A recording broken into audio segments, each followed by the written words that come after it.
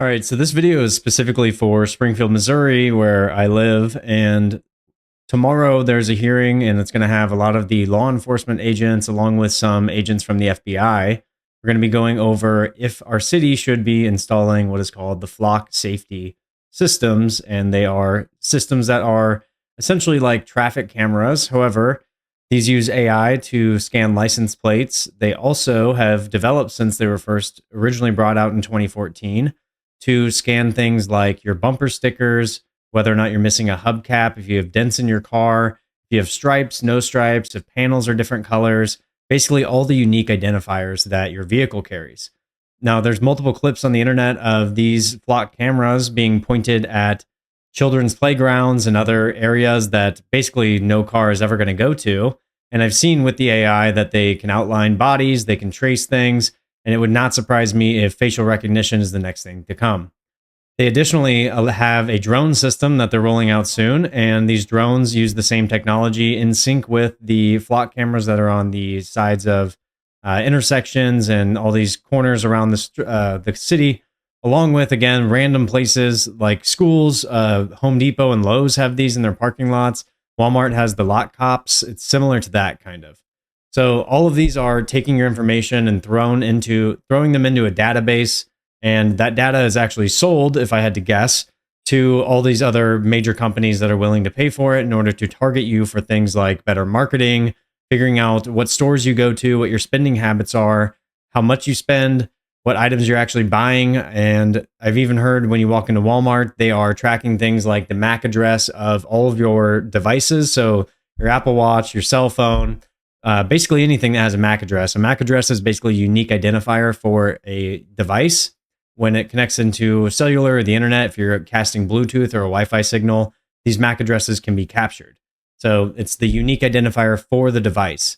So what's happening is these flock cameras are now integrating themselves into the system that is, again, hubbing data and then talking to each other and then allowing advertisers and our government to see what you're doing, where you're going, how many times you go to these places, tracking your habits. And their claim is that they only keep this information for 30 days. Now, these cameras have been hacked before. I'll play a little clip here in a second. In 2022, hackers were able to not only view the feed, but exploit the firmware used in over 80,000 cameras, allowing them to execute code remotely. And then just last year, the Russian military compromised Hikvision cameras in Ukraine to obtain intelligence to plan airstrikes on Kiev and subvert Ukraine's air defense systems. And it's pretty freaky, right? If someone can hack into it, and that's just a normal guy. I mean, he's got a good tech background, but can you imagine what other governments or even our own government can do with this information and technology? It's very dangerous, and it very much so reminds me of the Chinese Communist Party. In their cities in China, I think the example I saw, actually, I'm not actually sure if this is 100% true. If you jaywalk, for instance. China, for example. God, this is going to happen here, I think, too. Although maybe people will fight it. If a traffic camera catches you jaywalking in China, the digital ID system has you. It has your blood now. It has your genetic code. It has your photograph. It can identify how you walk. So even if you can't see a face, you can be picked up by gait. It will convict you of jaywalking and take money out of your bank account with no intermediating judiciary at all, and show a picture of you to the people in the neighborhood so they know that you have jaywalked, and reduce your social credit score. And if your social credit score falls below a certain level, then you can't buy drinks from a vending machine. You can't play video games. You can't go on a train. You can't get out of your 15-minute city. All that's already in place in China. It is very much so communist and anti-freedom, anti-liberty, and it's an infringement on our Fourth Amendment rights, which is they have to have the right, have to have a warrant for search and seizure. Now, are they seizing anything? No, but they are searching technically. And there is case law, and I'll put it up here, that goes over how they're not allowed to track our cell phones without a warrant. Obviously, our cell phones have GPSs in them, and they could know anywhere we go. All of us kind of understand already. The CIA and all these other three-letter organizations are already tracking these things anyways. Now, we already have a bunch of these in Springfield, and the reason I'm privy to this, apart from my buddy telling me about it, is literally 2 days ago, I saw somebody putting one up on a corner very close to where I live. So every day on the way to work, they know what time I leave. They know probably from a different flock camera when I get there. And again, they're tracking everything, every single piece of traffic, every person that's going there, every vehicle. And the excuse is, well, we get to catch bad guys with this. And I heard an interview from one of the other states where this was being implemented. I think it was in Chicago or somewhere. And he said, listen, if you're not breaking the law, you have nothing to worry about.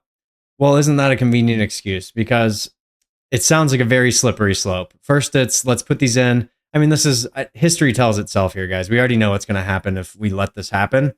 I'm not super thrilled about what the future looks like if this is going to be installed. Now, catching bad guys is an awesome thing, but my argument against that would be just like with bank robbers, for instance. Let's look back at the 80s, 90s, early 2000s. You know, they're taking the radio frequency from police scanners and they're checking when the call comes in. They know just about how long it takes for the police to arrive to those certain locations. Basically, what I'm trying to say is the bad guy figures out a way around it.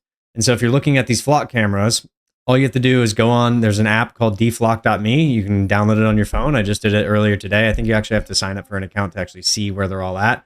There's multiple websites that have these. There's live feeds you can even tap into in some places.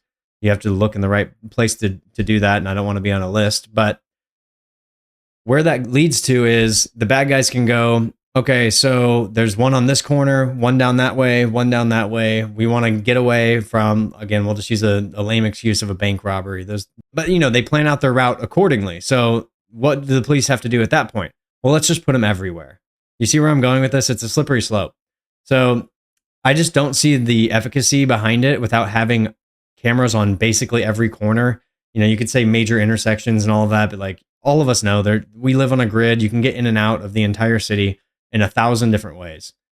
I have a big problem with this. I'm not happy with it. I don't like the thought of just being tracked all day, every day. It's a violation of our privacy. One of the YouTubers, Ben, I forget his last name, talked about the Hawthorne effect. And the Hawthorne effect is basically when you know you're being watched, you act differently. Now, there's going to be people that have the ignorance is bliss kind of effect going on for them where they know it's there, they don't know it's there, they really don't care, it doesn't affect them at all. However, it's kind of weird when you're thinking about your face is being scanned, your car is being scanned, your times are being logged.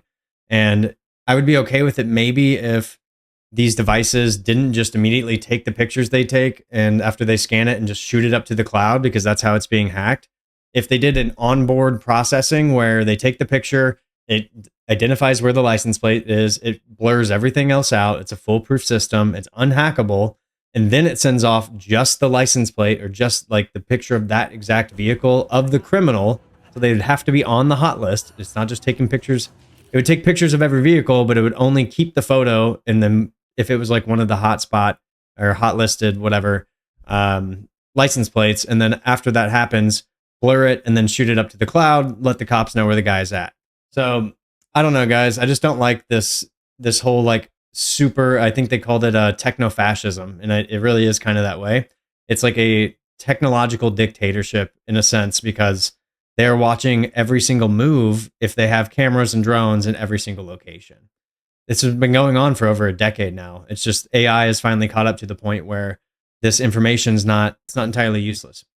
It's now more useful because the AI can make all these micro processes happen and then scan everything and report it back.